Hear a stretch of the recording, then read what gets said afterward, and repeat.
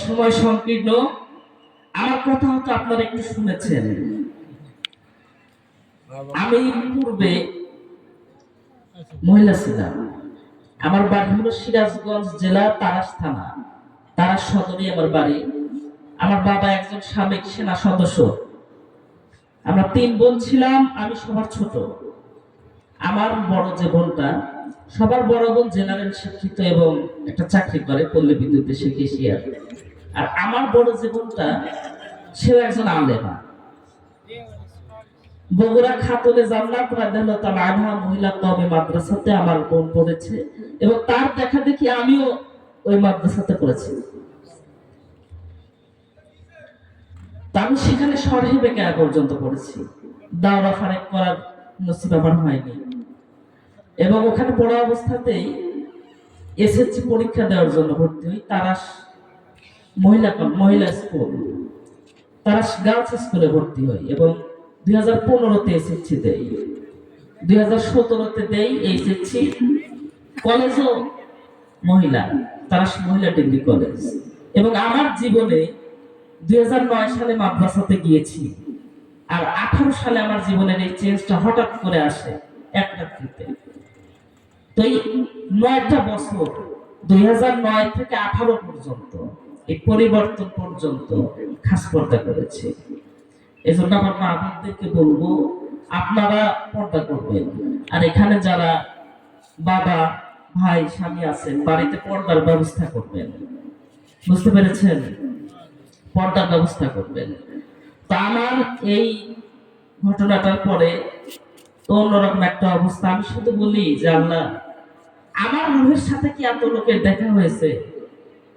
লাখ লাখ লোক আমার বাড়িতে, 9টা পত্রিকাতে তখন পেপারিং হয় এবং মানে খুব খারাপ একটা অবস্থা তখন আমাদের। তো যাই হোক, আল্লাহ রাব্বুল আলামিন সে অবস্থা কাটিয়ে ওঠার তৌফিক দিয়েছেন, সেজন্য শুকরিয়া আদায় করি, আলহামদুলিল্লাহ। আগের জীবনে তো বিয়ে হয় নাই, তো এই জীবনে গত 5 বছর হলো বিয়ে করেছি এবং বাবাজি সেটা জানে। আপনাদের আব্দুল মালিক সাহেব, ওনার সাথে আমার মানে বাপ ছেলের সম্পর্ক খুব ভালো সম্পর্ক। আমি আগেও এখানে এসেছি, তো দাম্পত্য জীবনে আলহামদুলিল্লাহ ভালো আছে। আমার স্ত্রী একজন জেনারেল শিক্ষিকা, জেনারেল। আমি নিজে কোরআন শুদ্ধ করে পড়ানো শিখিয়েছি। পড়তে পারতো কিন্তু শুদ্ধ ছিল না, শুদ্ধ করে শিখিয়েছি এবং চেষ্টা করে পর্দা করে। এজন্য মা বোনদেরকে বলবো, আপনারা সবসময় পর্দা করার চেষ্টা করবেন। পর্দা করতেই হবে। আমি ছোট্ট একজন মানুষ, ক্ষুদ্র মানুষ, এই স্টেজে বসে কথা বলার মতো ইলম আমার নাই। অত্যন্ত নগণ্য একজন মানুষ আমি। আল্লাহ তাআলা কোন এক ভাবে নিয়ে আসছেন, আমি আপনাদের কাছে শুধু দোয়া নিতে আসছি। এবং যেহেতু পীর সাহেব আসতেছেন শুনেছি, আপনারা সবাই আমার জন্য দোয়া করবেন। আল্লাহ তাআলা যেন আমাকে ঈমান আমলের সাথে কবরে যাওয়ার তৌফিক দান করেন। কবরে যেন আমি ঈমান আমলের সাথে যেতে পারি। সবাই একটু বলে আমিন। আমিন। ওয়া আখিরু দাওয়ানা আলহামদুলিল্লাহি রাব্বিল আলামিন। আসসালামু আলাইকুম ওয়া রাহমাতুল্লাহ। আসসালামু আলাইকুম ওয়া রাহমাতুল্লাহ। ওয়া আলাইকুম আসসালাম ওয়া রাহমাতুল্লাহ। ইন্নাল হামদালিল্লাহ নাহমাদুহু ওয়া নুসাল্লি আলা রাসূলিহিল কারীম। আম্মা বা'দ। قال الله تعالى في كلامه المجيد وفي فرقانه الحميد. أعوذ بالله من الشيطان الرجيم. بسم الله الرحمن الرحيم. يا أيها الذين آمنوا كتب عليكم الصيام كما كتب على الذين من قبلكم لعلكم تتقون. إن الله وملائكته يصلون على النبي يا أيها الذين آمنوا صلوا عليه وسلموا تسليما. আমার সাথে সবাই একসাথে একটু দরুদ পড়ি। আল্লাহুম্মা সাল্লি আলা সাইয়্যিদিনা, পড়েন না কেন, মাওলানা মুহাম্মদ ওয়া আলা আলি, পড়েন না কেন আপনারা একসাথে, সাইয়্যিদিনা মাওলানা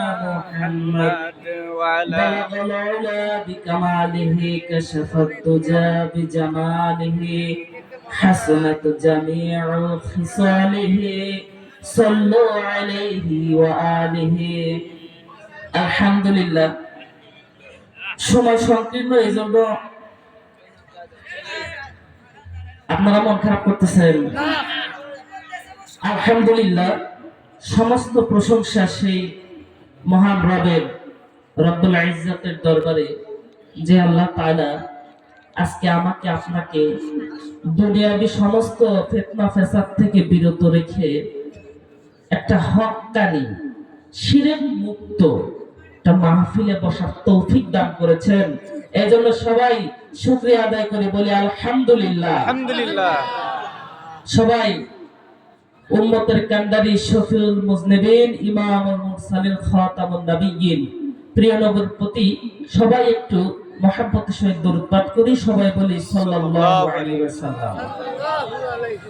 সম্মানিত হাজিরিন, আজকে উপমহাদেশের প্রখ্যাত ধর্ম প্রচারক, হাদিয়ে বাঙ্গাল, আওলাদে রাসূলুল্লাহ সাল্লাল্লাহু আলাইহি ওয়াসাল্লাম, মরহুম হযরত শাহ কেরামত আলী জৈনপুরী রহমতুল্লাহ আলাইহির খেলাফত প্রাপ্ত খলিফা মরহুম হযরত মাওলানা আলহাজ আবেদউদ্দিন রহমতুল্লাহ আলাইহি, মরহুম শরফুদ্দিন রহমতুল্লাহ আলাইহি ও মরহুম এনামুল হক হক্কানি রহমতুল্লাহ আলাইহি সালাপাকি পীর সাহেবের ৬৮তম ইসালে সোয়াব উপলক্ষে ওয়াজ মাহফিল, তাফসিরুল কোরআন মাহফিলের আয়োজন করা হয়েছে। বলেন তো কততম? ৬৮তম। তো আজকের এই ইসালে সোয়াবের সম্মানিত সভাপতি, প্রধান অতিথি, প্রধান মেহমান, সম্মানিত অতিথিবৃন্দ এবং আমার পূর্বে যারা আলোচনা করেছেন, অত্যন্ত সুন্দর আলোচনা করেছেন, আমি শুনেছি। আমার পরে প্রধান বক্তা আছে, তিনি আলোচনা করবেন, মোনাজাত করবেন। আল্লাহ তাআলা তাদের সবার আলোচনার মধ্যে আরো বেশি বারাকা দান করুক, সকলে বলে আমিন। মাথার তাজ ওলামায়ে কেরাম, আমার সামনে উপবিষ্ট মুসল্লিগণ, পর্দার অন্তরালে সম্মানিত শ্রদ্ধেয় মা ও বোনেরা, এবং আজকের এই ইসালে সোয়াব, এই মাহফিলটাকে আয়োজন করার জন্য যারা পরিশ্রম দিয়েছেন, তারা সবাই, সকলকে আমার পক্ষ থেকে জানাই আন্তরিক মোবারকবাদ। সম্মানিত হাজিরিন, সামনে রমজান মাস আসতেছে। কি আসতেছে? রমজান মাস। এজন্য আমার সময় কম, এজন্য ছোট্ট করে একটু রমজান নিয়ে আলোচনা করব। আপনারা কি রাগ করবেন? রমজান নিয়ে আলোচনা করব। এখানে যে জিনিসটা আমার সবচেয়ে বেশি ভালো লাগে সেটা হলো কি, দেখেন, ওলি আল্লাহ, যারা ওলি মারা গেছেন, তাদের কবর জিয়ারত করা কি নিষেধ? নিষেধ? নিষেধ না। কিন্তু কি করা হয়, যারা বোঝে না, দিনের বুঝ নাই, মাজারে নানান রকম শিরক হয় কি হয় না। অথচ আমার কাছে সব থেকে ভালো লাগে যে এই জায়গায় সম্পূর্ণ শিরক মুক্ত। কথা বলেন ঠিক কিনা? শিরক মুক্ত কিনা? এখানে কোন শিরকের জায়গা নাই। খুব সুন্দরভাবে আয়োজন করা হয়েছে। এখন ত্রুটি বিচ্যুতি ভুল তো মানুষেরই হয়। তা ৬৮ বছর হলো তারা এইভাবে আয়োজন করতেছে। আমি দোয়া করি আল্লাহ যেন কিয়ামত পর্যন্ত তাদেরকে এই দিনের সুন্দর পরিবেশ প্রত্যেক বছর আয়োজন করার তৌফিক দান করেন। সকলে বলি আমিন। সম্মানিত হাজিরিন, আমি একটা আয়াত তেলাওয়াত করেছি। আল্লাহ তাআলা বললেন, ইয়া আইয়ুহাল্লাযীনা আমানু। এমন নয় যে আল্লাহ তাআলা শুধু বাংলাদেশের বা আপনার রংপুরের মুসলমানকে বলছেন, বা যে কোনো একটা রাষ্ট্রের না। ইয়া আইয়ুহাল্লাযীনা আমানু। এখন মা বোনেরা আবার রাগ করতে পারেন যে আমাদের কথা তো বললো না। প্রশ্ন আছে না? শুনেন, আমার মানে পৃথিবীতে, পুরো দুনিয়াতে যত ঈমানদার আছে, নারী পুরুষ সবাই, যত ঈমানদার আছে, আল্লাহ রাব্বুল আলামিন সবাইকে বুঝিয়েছেন, ইয়া আইয়ুহাল্লাযীনা আমানু, হে ঈমানদারগণ, কুতিবা আলাইকুমুস সিয়াম, তোমরা সিয়াম পালন করো। এখন কিছু ভণ্ড আছে যারা বলে কোরআনের নামাজের কথা নাই, আছে সালাত আদায় করো। কথা বলেন ঠিক কিনা, আছে না নাই?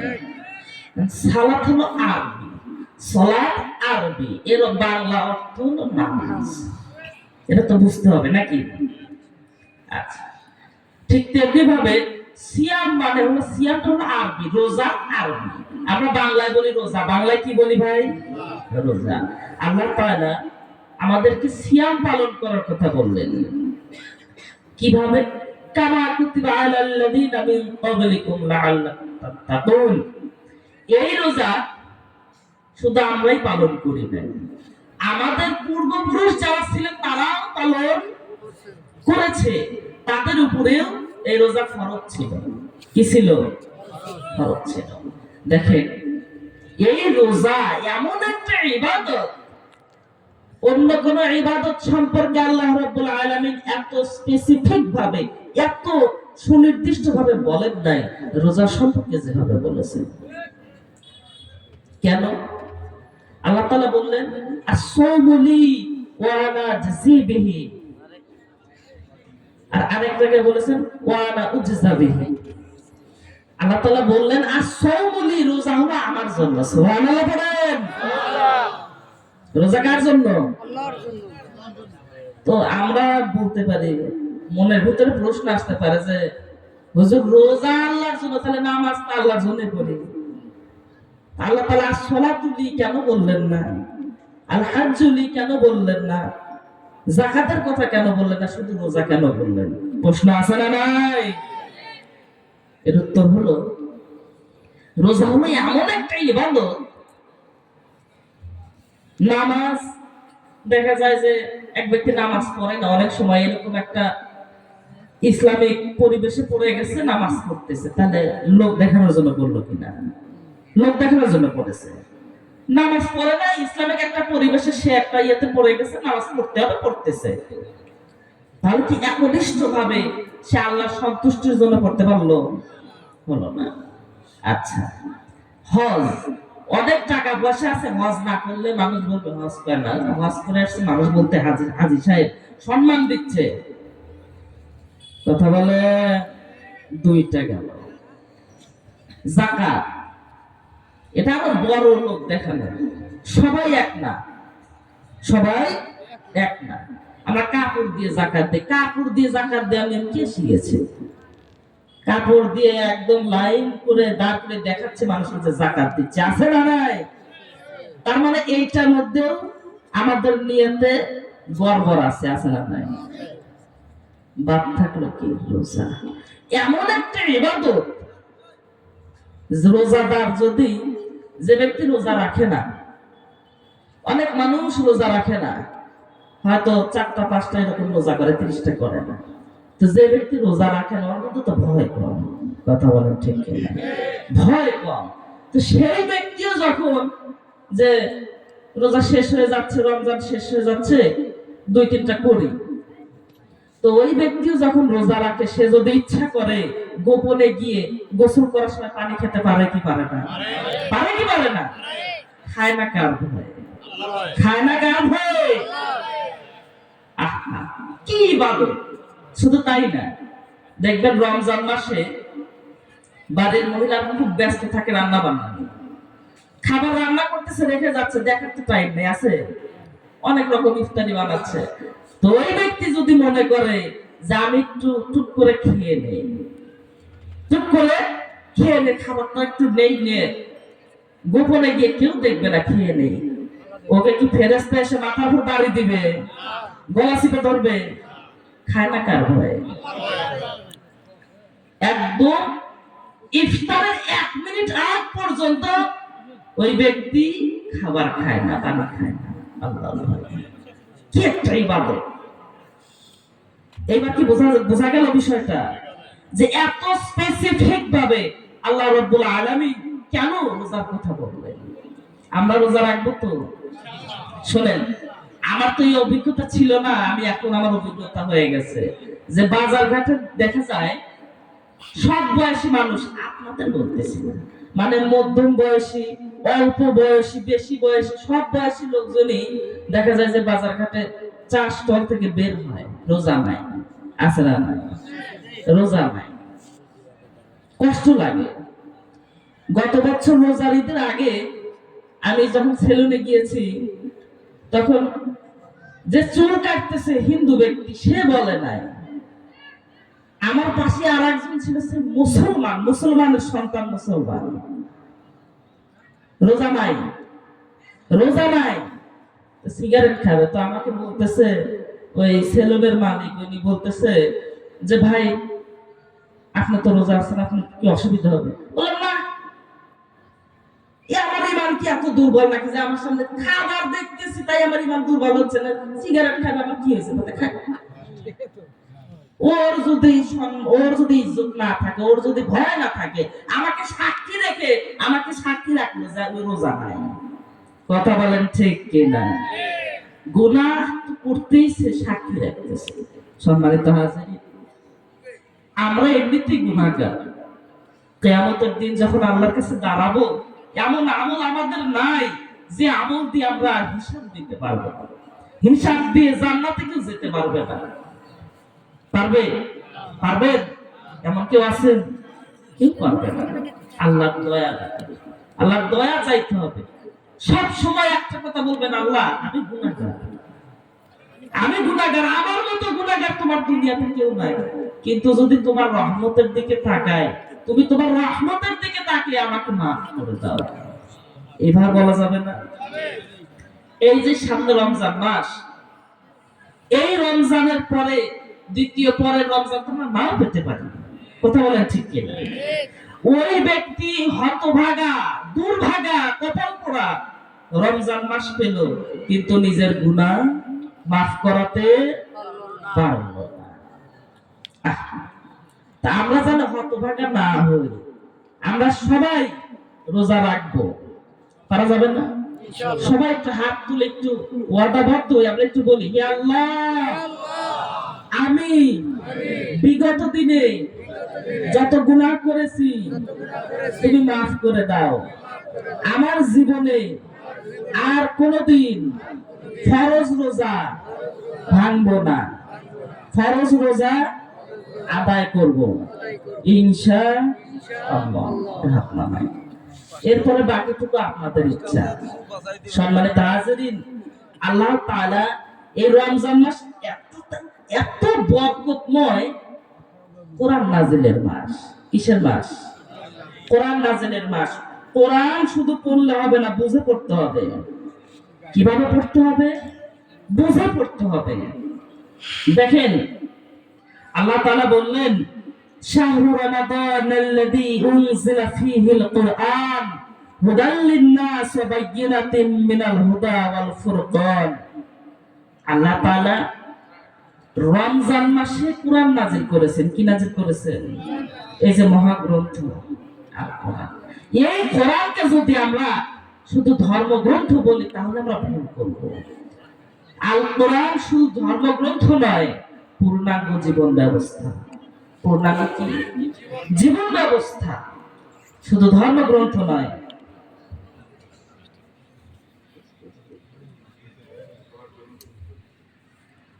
তো যাই হোক, সম্মানিত হাজিরিন, রমজান মাস কোরআন নাজিলের মাস। আল্লাহ তাআলা যেন সেই মাসে আমাদেরকে ইবাদত করার তৌফিক দান করেন। আমিন। তো সময় সংকীর্ণ, আমার কথা হয়তো আপনারা একটু শুনেছেন। আমি পূর্বে মহিলা ছিলাম। আমার বাড়ি হলো সিরাজগঞ্জ জেলা তারাস থানা, তারাস সদরে আমার বাড়ি। আমার বাবা একজন সাবেক সেনা সদস্য। আমরা 3 বোন ছিলাম, আমি সবার ছোট। আমার বড় যে বোনটা, সবার বড় বোন জেনারেল শিক্ষিত এবং একটা চাকরি করে পল্লী বিদ্যুতে, সে কেশিয়ার। আর আমার বড় যে বোনটা, সে একজন আলেমা। বগুড়া খাতুনে জান্নাত রাদিয়াল্লাহু তাআলা আনহা মহিলা কওমি মাদ্রাসাতে আমার বোন পড়েছে এবং তার দেখা দেখি আমিও ওই মাদ্রাসাতে পড়েছি। আমি সেখানে সরহে বেকায়া পর্যন্ত পড়েছি। দাওরা ফারেক করার নসিব আমার হয়নি। এবং ওখানে পড়া অবস্থাতেই এসএসসি পরীক্ষা দেওয়ার জন্য ভর্তি হই। তারাস মহিলা স্কুল, তারাস গার্লস স্কুলে ভর্তি হই এবং 2015-তে এসএসসি দেই, 2017-তে দেই এসএসসি। কলেজও মহিলা, তারাস মহিলা ডিগ্রি কলেজ। এবং আমার জীবনে 2009 সালে মাদ্রাসাতে গিয়েছি, আর 18 সালে আমার জীবনের এই চেঞ্জটা হঠাৎ করে আসে এক রাত্রিতে। তো এই 9টা বছর 2009 থেকে 18 পর্যন্ত এই পরিবর্তন পর্যন্ত খাস পর্দা করেছে। এজন্য আমার মা বোনদেরকে বলবো আপনারা পর্দা করবেন, আর এখানে যারা বাবা ভাই স্বামী আছেন বাড়িতে পর্দার ব্যবস্থা করবেন। বুঝতে পেরেছেন? পর্দার ব্যবস্থা করবেন। তা আমার এই ঘটনাটার পরে তো অন্যরকম একটা অবস্থা। আমি শুধু বলি যে আল্লাহ, আমার রুহের সাথে কি এত লোকের দেখা হয়েছে? লাখ লাখ লোক আমার বাড়িতে, 9টা পত্রিকাতে তখন পেপারিং হয় এবং মানে খুব খারাপ একটা অবস্থা তখন আমাদের। তো যাই হোক, আল্লাহ রাব্বুল আলামিন সে অবস্থা কাটিয়ে ওঠার তৌফিক দিয়েছেন, সেজন্য শুকরিয়া আদায় করি আলহামদুলিল্লাহ। আগের জীবনে তো বিয়ে হয় নাই, তো এই জীবনে গত 5 বছর হলো বিয়ে করেছি এবং বাবাজি সেটা জানে। আপনাদের আব্দুল মালিক সাহেব, ওনার সাথে আমার মানে বাপ ছেলের সম্পর্ক খুব ভালো সম্পর্ক। আমি আগেও এখানে এসেছি, তো দাম্পত্য জীবনে আলহামদুলিল্লাহ ভালো আছে। আমার স্ত্রী একজন জেনারেল শিক্ষিকা, জেনারেল। আমি নিজে কোরআন শুদ্ধ করে পড়ানো শিখিয়েছি, পড়তে পারতো কিন্তু শুদ্ধ ছিল না, শুদ্ধ করে শিখিয়েছি এবং চেষ্টা করে পর্দা করে। এজন্য মা বোনদেরকে বলবো আপনারা সবসময় পর্দা করার চেষ্টা করবেন, পর্দা করতেই হবে। আমি ছোট্ট একজন মানুষ, ক্ষুদ্র মানুষ, এই স্টেজে বসে কথা বলার মতো ইলম আমার নাই, অত্যন্ত নগণ্য একজন মানুষ আমি। আল্লাহ তাআলা কোন এক ভাবে নিয়ে আসছেন, আমি আপনাদের কাছে শুধু দোয়া নিতে আসছি। এবং যেহেতু পীর সাহেব আসতেছেন শুনেছি, আপনারা সবাই আমার জন্য দোয়া করবেন। আল্লাহ তাআলা যেন আমাকে ঈমান আমলের সাথে কবরে যাওয়ার তৌফিক দান করেন, কবরে যেন আমি ঈমান আমলের সাথে যেতে পারি। সবাই একটু বলে আমিন। আমিন। ওয়া আখিরু দাওয়ানা আলহামদুলিল্লাহি রাব্বিল আলামিন। আসসালামু আলাইকুম।